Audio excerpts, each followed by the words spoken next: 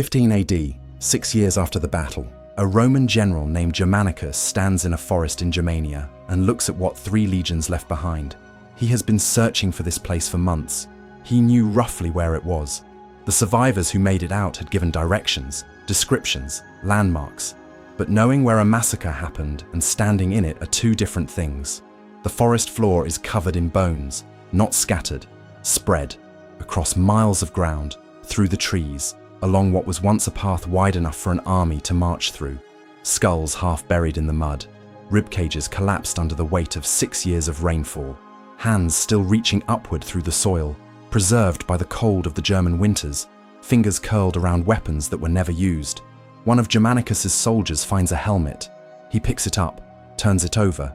There is a name scratched inside, the kind of thing Roman soldiers did, marking their equipment so it didn't get mixed up with someone else's. He stands there for a long time holding it. Then he sets it back down exactly where he found it. Along the tree line, the skulls of Roman officers have been nailed to the oaks. Some still have hair. The Germanic tribes left them there deliberately. A message, a monument to what happened here. The trees themselves became the walls of a temple built from Roman defeat. Further in, Germanicus finds the altars. He does not describe what he sees on them in detail. His own account, recorded by Tacitus, simply says they were there. Some things a Roman general writes down, some things he doesn't.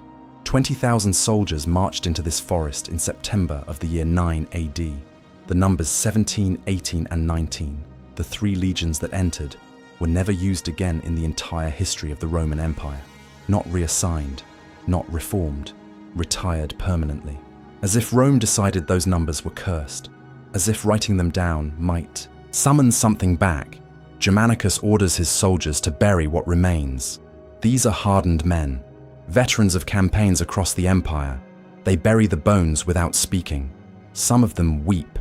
Nobody mentions it afterward. When the burial is done, Germanicus stands at the edge of the clearing and looks at the forest around him. Dense, silent, unchanged by what happened here. The trees that watched 20,000 men die are still standing. Somewhere in this forest, 6 years earlier, a Roman officer led 3 Roman legions to their deaths. He knew exactly what he was doing. He had been trained by Rome to do it. His name was Arminius. He was taken from his home when he was roughly 7 or 8 years old. Not as a prisoner, not as a slave, as a guarantee. This was how Rome managed the tribes it hadn't fully conquered yet. You couldn't station enough soldiers everywhere. You couldn't build enough forts to cover every valley and river crossing in Germania. What you could do was take the sons of the most powerful chieftains and bring them to Rome. Educate them, train them, give them Roman names and Roman clothes and Roman values. Then send them back to their tribes eventually. Changed, Romanized, useful. The system had a name. It was called taking hostages. But Rome preferred to think of it as something more civilized than that. These weren't prisoners. They were students, future allies, the next generation of Germanic leadership, shaped by Roman hands. It worked, most of the time. Arminius's father was Segima, chieftain of the Cherusci tribe in central Germania, powerful enough to matter, troublesome enough that Rome wanted insurance. So Segima handed over his son, along with his other son, Flavus, and Rome took them both to the city that ruled the world. What that journey felt like for a 7-year-old boy from the Germanic forests arriving in Rome for the first time is not recorded. What Rome looked like to someone who had grown up in a village of wooden houses surrounded by trees, the marble, the crowds, the noise, the sheer scale of a city that held 1 million people, is left to the imagination. The historical record simply notes that Arminius arrived, that he was educated, that he learned Latin, that he was trained in Roman military tactics, that he was given Roman citizenship, that he was awarded the rank of equestrian, the Roman equivalent of minor nobility, a distinction given to very few non-Romans. He rose through the ranks of the Roman auxiliary forces, commanded units, fought in Roman campaigns in the Balkans, learned not just how Roman soldiers fought, but why they fought that way, the formations, the discipline, the specific logic of Roman military thinking. He absorbed all of it. He became, by every external measure, exactly what Rome had intended him to become. His brother Flavus went through the same process, same upbringing, same education. Same training, same Romanization. Flavius stayed loyal to Rome for the rest of his life. This is the detail that history tends to skip over too quickly. It is also the most important detail in the entire story. Two brothers, identical experiences. One became Rome's instrument. One became Rome's nightmare.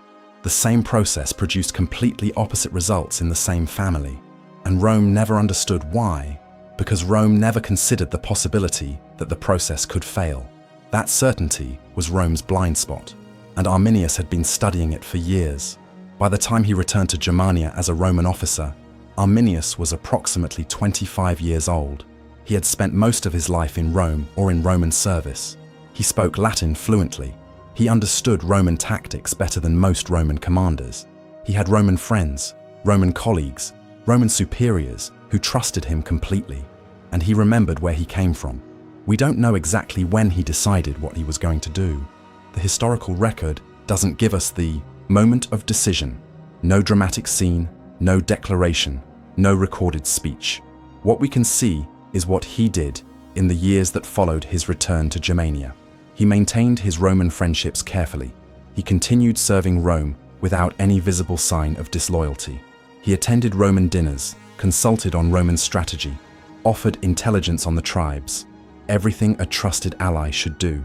At the same time, quietly, in conversations that no Roman ever heard, he was moving among the Germanic chieftains, explaining something to them, something they had been too afraid or too disorganized to act on before, that the Romans could be beaten, not in open battle. He understood Roman formations too well to suggest that, but in the right terrain, against the right commander, with the element of surprise and enough tribes united under one plan, the most disciplined army in the world could be turned into a column of frightened men who couldn't see where the arrows were coming from. He spent years building that coalition, keeping it secret, waiting for the right moment and the right target. The right target arrived in 7 AD in the form of Publius Quinctilius Varus. Varus was everything Arminius needed him to be. He was an experienced administrator, good at governing, good at managing provinces, good at the political machinery of Roman rule. He was not a soldier. He had commanded troops, but he had never developed the instincts that come from years of genuine military command. He treated the Germanic tribes the way he had treated every other people Rome had administered, as subjects in need of organization, taxation, and civilizing. He collected taxes. He imposed Roman law. He built roads. He was also, critically, completely convinced of Roman superiority. Varus looked at the Germanic tribes and saw what Rome had always seen: people who had not yet been properly absorbed into the empire, primitive, disorganized, capable of minor raids and local resistance, but fundamentally incapable of mounting a serious military threat against Rome's professional legions. He was wrong in a way that would cost 20,000 men their lives, but Varus had something that made his misjudgment catastrophic rather than merely costly. He had Arminius. Arminius was his trusted advisor, his inside man on the Germanic tribes. When Arminius told him which chieftains were reliable and which were trouble, Varus believed him. When Arminius offered intelligence on tribal movements, Varus used it. When Arminius sat at his dinner table and smiled and spoke Latin and behaved in every way like the Romanized ally he was supposed to be, Varus saw exactly what Rome had trained him to see: a Roman. There was one man who tried to tell him otherwise: Segestes, Arminius's own father-in-law, a pro-Roman Germanic chieftain who despised Arminius for reasons that were personal as much as political, went to Varus more than once. He told him directly: Arminius was planning something. The tribes were being united. There was a conspiracy, and Arminius was at the center of it. Varus listened politely. Then he went back to trusting Arminius. In the summer of 9 AD, Varus was preparing to march his 3 legions back to their winter quarters on the Rhine. Standard procedure. The legions had spent the summer campaigning season in Germanic territory, and now it was time to return to the fortified camps that would shelter them through winter. Arminius came to him with news. There was a minor rebellion, a small disturbance among some distant tribes that needed dealing with. Nothing serious, but Varus should handle it before it grew. And there was a shortcut, a route back to the Rhine that passed through the forest to the north. It would save time. Arminius knew the area well. He would guide them. Varus gave the order to march. The column, Soldiers, support staff, wagons, equipment, the full weight of 3 Roman legions, turned north toward the Teutoburg forest. Arminius rode with them for the first part of the march. Then he told Varus he needed to ride ahead to rally some allied Germanic troops. Varus nodded. Arminius spurred his horse north. He did not go to rally allied troops. He went to take his position. The first day of the march had been normal. The column moved through open ground, the legions in their standard formation, infantry in the center, cavalry on the flanks, supply wagons stretched out behind. The full weight of 3 Roman legions moving with the mechanical precision that had conquered most of the known world. Disciplined, organized, completely confident. Then the path turned north, into the trees. The Teutoburg forest in September was dense in a way that soldiers from the Mediterranean world were not prepared for. Not the sparse forests of Italy or the managed woodlands of Gaul. These were old Germanic trees, oak and beech packed so tightly that the canopy blocked the sky. The undergrowth so thick that visibility beyond the path dropped to almost nothing. The column that had stretched wide across open ground was suddenly compressed into a narrow line threading between trunks. The cavalry couldn't spread out. The formations couldn't deploy. The supply wagons, heavy, slow, wide, began snagging on roots and low branches, slowing everything behind them. The column stretched. Gaps opened between units. Men who had been marching shoulder to shoulder were now separated by wagons and equipment, and the simple difficulty of moving through terrain that Romans had not designed their military for. Then it started raining, not a summer shower. A sustained Germanic downpour that turned the path to mud and reduced visibility further and soaked everything: equipment, clothing, the wooden components of weapons. The noise of rain on leaves made it impossible to hear clearly. Men shouted orders that disappeared into the sound of water. Arminius had chosen well. He had spent years thinking about this specific problem. How do you destroy the most disciplined army in the world? The answer was not to fight it on its own terms. The answer was to remove the conditions that made it effective. Take away the open ground where formations could deploy. Take away visibility. Take away communication.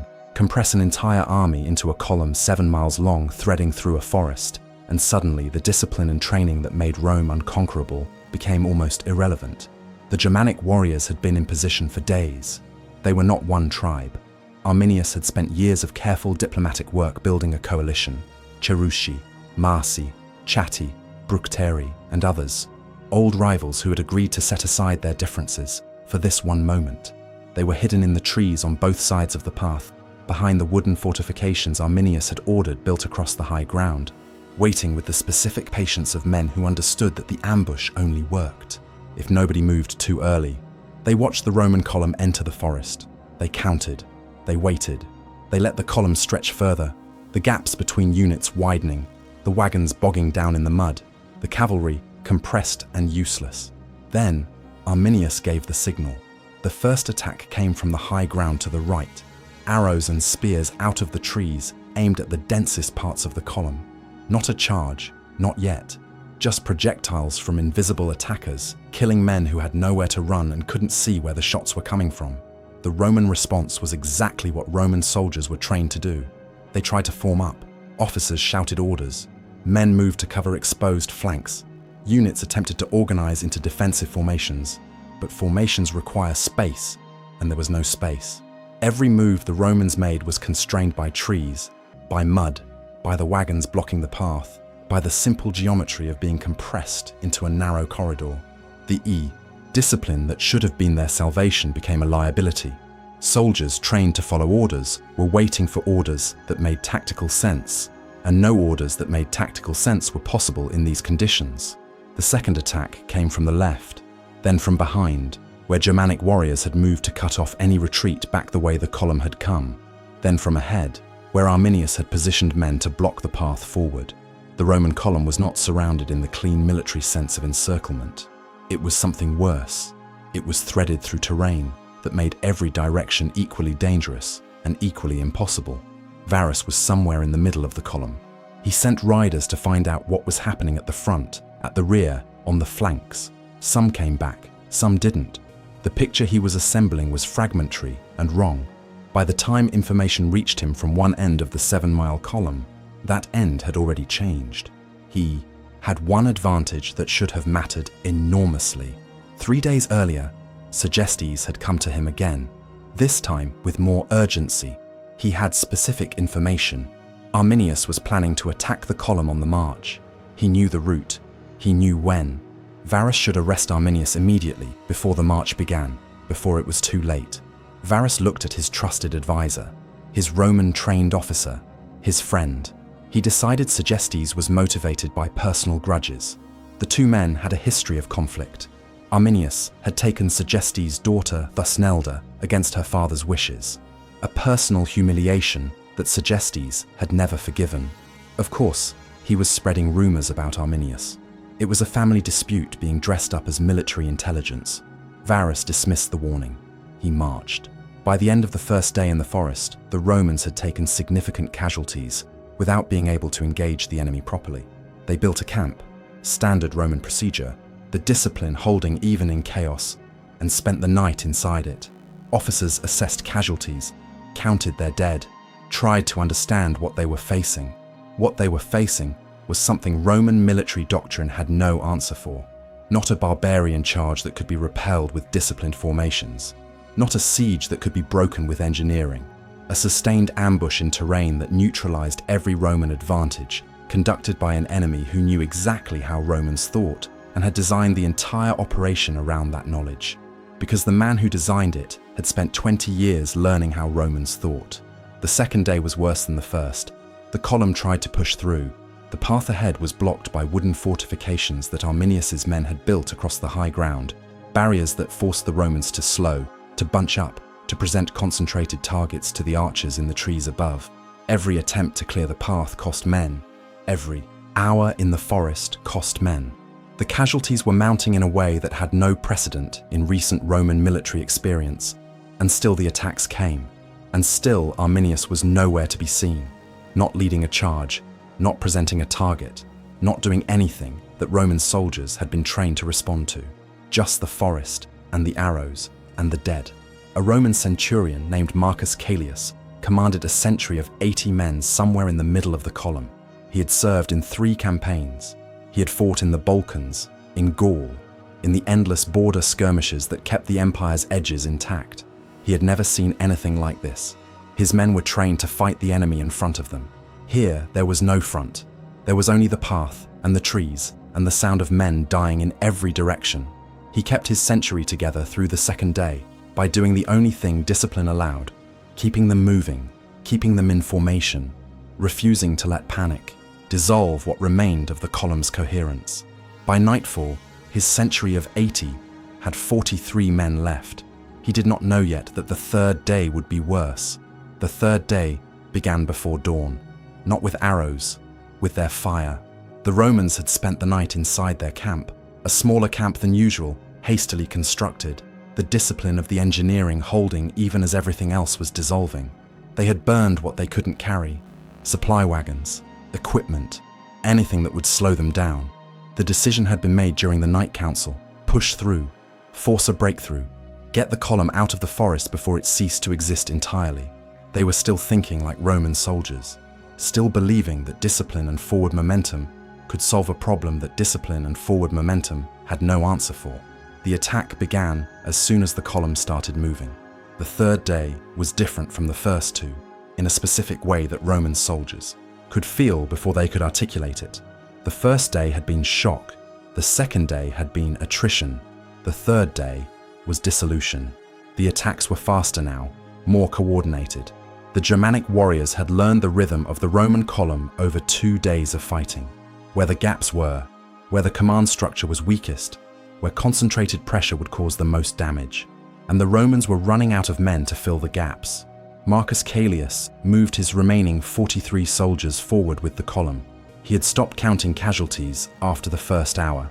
There was no point. Every time he looked to his left or right, there were fewer men than there had been.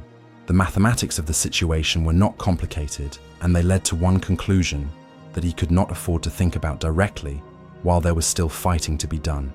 The column was breaking apart, not all at once, not in the dramatic sudden collapse of a defeated army, slowly, the way a rope phrase individual strands giving way, each one increasing the load on the ones still intact, until the point where the remaining strands cannot hold what they are carrying. The front of the column would push forward and find a wooden barrier across the path. The time it took to clear the barrier cost men. The rear of the column, unable to see what was happening ahead, kept moving forward, compressing the middle. The Germanic warriors in the trees above the barrier rained arrows into the compressed mass. The front finally broke through the barrier and moved forward, into the next section of forest, where another barrier waited. Arminius had built them in sequence, not one trap, but a series, each one costing time, costing men, costing the psychological coherence that was the only thing holding the column together. By mid-morning of the third day, the column had fragmented into sections, units that had lost contact with the sections ahead and behind, fighting independently, trying to push north and finding that north led to more forest and more arrows. Some units attempted to break east, away from the path, into the trees. The trees offered no escape. The Germanic warriors were there too, had been there since the beginning, patient and invisible. Varus understood by mid-morning that the column was not going to break through. He had been receiving reports throughout the morning that painted the same picture from every direction. The front was blocked. The rear was being cut to pieces. The flanking cavalry, what remained of it, could not operate in the terrain. The supply train was gone. He looked at the forest around him. He looked at the men still standing. There were not many. The officers who had been with him at the start of the march were gone, dead, separated, lost somewhere in the fragmented sections of the column that had stopped sending reports hours ago. The men around him now were the ones who had stayed close to the command. Position, the bodyguard, the staff, the riders who had nowhere else to go. They were looking at him the way soldiers look at a commander when they understand the situation and are waiting to see if he does. He understood. He had governed provinces. He had administered tax systems. He had managed the complex machinery of empire across 3 continents. He was not a soldier in the truest sense, and he had always known it. Rome had known it too. The decision to give him 3 legions had made perfect sense until this forest made it make no sense at all. He made the decision that Roman officers were trained to make in the event of capture, the decision that preserved Roman dignity and denied the enemy the propaganda of a living commander in chains. He fell on his sword. His senior officers followed. One by one, the men around him chose the same death. The accounts say it was done quickly, with the same discipline that had characterized everything else about the Roman military in those 3 days. The discipline holding to the very end, even as everything the discipline was meant to protect collapsed around it. When Varus died, the command structure of 3 Roman legions effectively ceased to exist. What followed was not battle, it was hunting. The Germanic warriors came out of the trees, not in a final charge. There was nothing left to charge. They moved through the fragmented sections of the column, through the groups of Roman soldiers still fighting in isolated pockets, through the wounded lying in the mud of the path. Some Romans surrendered, some fought until they couldn't, some ran and were caught in the trees. Marcus Caelius was somewhere in the middle of it. We know he died in the Teutoburg forest because his cenotaph, a memorial stone erected by his brother after the battle, was found near the Rhine centuries later. The inscription is direct and spare in the way Roman memorial inscriptions tend to be. It records his rank, his legion, his name. It records that he fell in the Varian War. It does not describe how. It does not need to. His brother had the stone carved with his image in full armor, his decorations displayed, his rank visible. A record that he existed, that he served, that he died in a place so complete in its disaster that his body was never recovered to be properly buried. The stone is the closest thing to a grave he has. By the afternoon of the third day, the Teutoburg forest was silent in the way forests are silent after something catastrophic, the specific stillness that follows violence when even the birds have not yet returned. The Roman column that had entered the forest 3 days earlier no longer existed. Of the soldiers who had marched north with Varus, a handful had escaped. Some had been captured. Some would spend years as slaves in Germanic settlements. A few of them eventually found and freed by Roman expeditions decades later. The rest were where Germanicus would find them 6 years later. In the mud, in the roots, nailed to the trees. 3 legions, 17, 18, 19, gone in 3 days. The The survivors who made it back to the Rhine brought the news west. Riders carried it to Rome. And in the palace on the Palatine Hill, the most powerful man in the world received a report that he could not make sense of for a long time, because the man who had destroyed 3 Roman legions was a Roman officer, a man Rome had raised, educated, trained, trusted, a man Rome had made. Augustus did not take it well. That is perhaps the gentlest way to describe what Augustus did when the full weight of it finally landed. The Roman historian Suetonius records that Augustus went months without cutting his hair or his beard, a sign of mourning so extreme it was reserved for the most catastrophic personal losses. He would walk through the palace at night, the household staff lying awake listening to him, and beat his head against the walls. He had a phrase he repeated. Suetonius records it exactly. Varus, give me back my legions, not give me back my soldiers, not give me back my men, his legions, the formations, the numbers, the specific institutional identity of 3 military units that had ceased to exist. He never got them back. The numbers 17, 18, and 19 were retired from the Roman military permanently, not reassigned to new units, not given to replacement legions, simply never used again. For the remaining 4 centuries of the Roman Empire's existence, those numbers sat empty in the military rolls. Every Roman commander who came after knew what they meant. Every soldier who learned Roman military history understood that those 3 numbers were a grave. Rome's response to the disaster was immediate and practical in the way Roman responses always were. Tiberius, Augustus's stepson and eventual successor, was dispatched to the Rhine with an army to stabilize the border. The Germanic tribes were stopped before they could cross west into Gaul. The immediate crisis was contained, but something had changed that could not be contained. Before the Teutoburg Forest, Rome's expansion east of the Rhine had been a matter of when, not if. Germania was going to become a Roman province. It was only a question of administration, of time, of the gradual extension of Roman law and Roman taxation and Roman roads into territory that was already being absorbed. The process was already underway. Varus had been the administrator of a province that did not quite exist yet, but was clearly going to. After the Teutoburg Forest, Rome never seriously tried again. The Rhine became the border, not a temporary border while Rome rebuilt its forces, a permanent one. The decision that was made in the years following the disaster hardened over time into policy, and then into geography, and then into something so fundamental to the shape of Europe that it outlasted the empire that drew it. Think about what that border meant.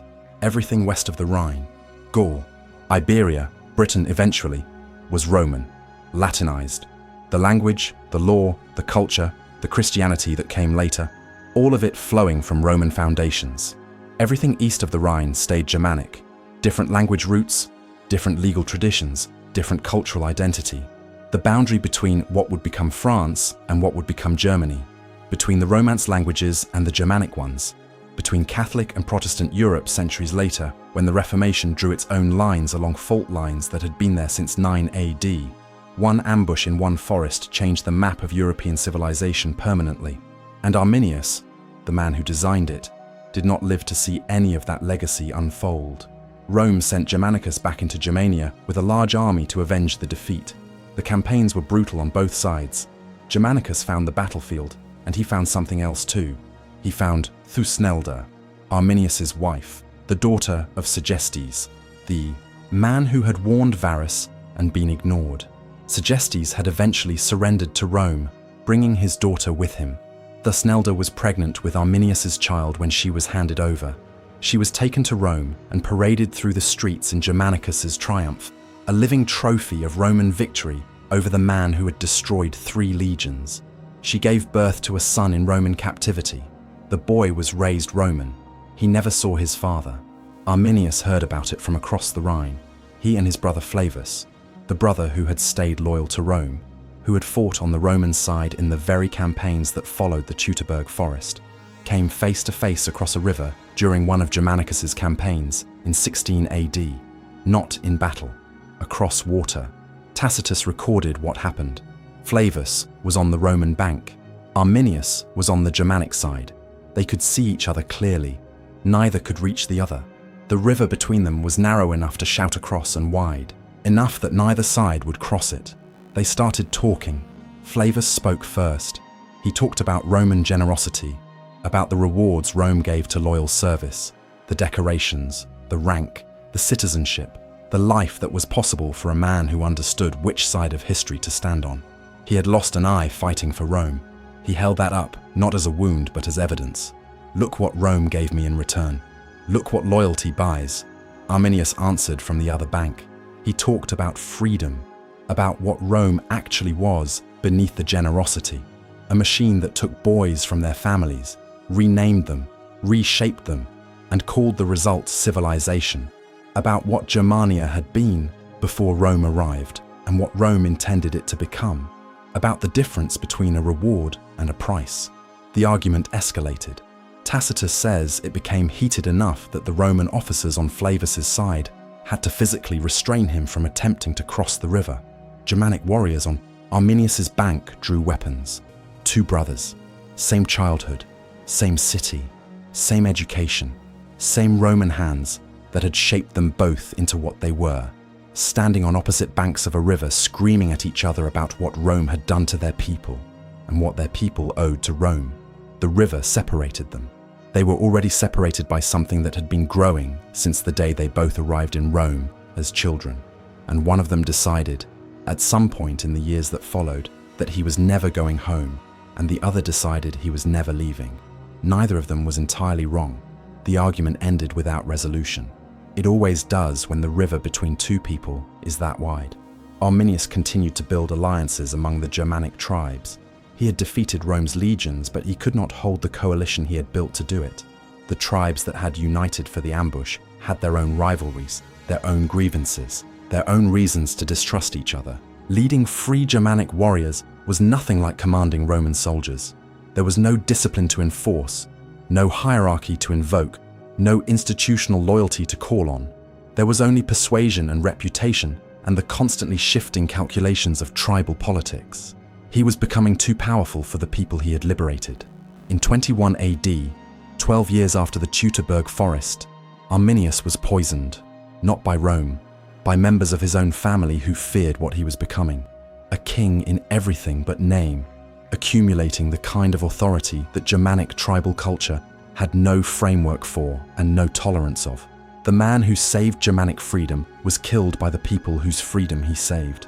Tacitus, the Roman historian who recorded his death, wrote something about Arminius that has stayed in the historical record for 2,000 years. He called him the liberator of Germania, beyond all doubt. Then he added, without apparent irony, that he was a man who had challenged Rome not in its infancy, but at the height of its power. Rome built him to fight Rome's enemies. He used everything Rome built into him to become Rome's enemy. Whether that makes him a liberator or a traitor depends entirely on which side of the Rhine you were standing on, and which side Rome decided you belonged to before you were old enough to choose for yourself. Germanicus came back to the Teutoburg forest with his soldiers and buried the bones. He built an altar on the site. He performed the Roman funeral rites for men who had been lying in the mud and the roots for 6 years. It took days. The forest was large and the dead were everywhere. When it was done, he stood at the edge of the clearing. The same trees, the same silence. The oaks that had watched it all standing exactly where they had stood then, unchanged, indifferent.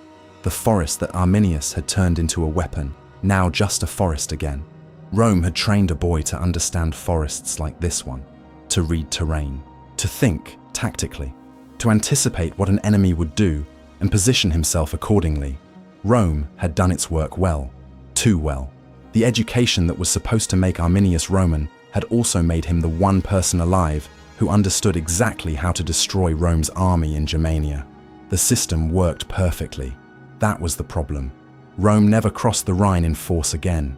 The border held, and somewhere east of that border, in the forests that had swallowed 3 legions and given them back as bones, the Germanic tribes, who had never become Roman, built the foundations of a world that still exists. Whether Arminius was a hero or a traitor is a question with no clean answer, but the question itself tells you something. The fact that it can be asked at all, the fact that a man trained by Rome to serve Rome could turn that training against Rome so completely is the story, not just of one ambush in one forest, of what happens when an empire is so certain of its own power to absorb and transform that it never considers what it might be creating. Rome made him. He marched them into their own grave. Both of those things were true simultaneously. If this story stayed with you, leave a comment below. Was Arminius a liberator or a traitor? And does the answer change depending on which side of the Rhine you were born on? History has been arguing about it for 2,000 years. Subscribe and turn on notifications for more stories like this one.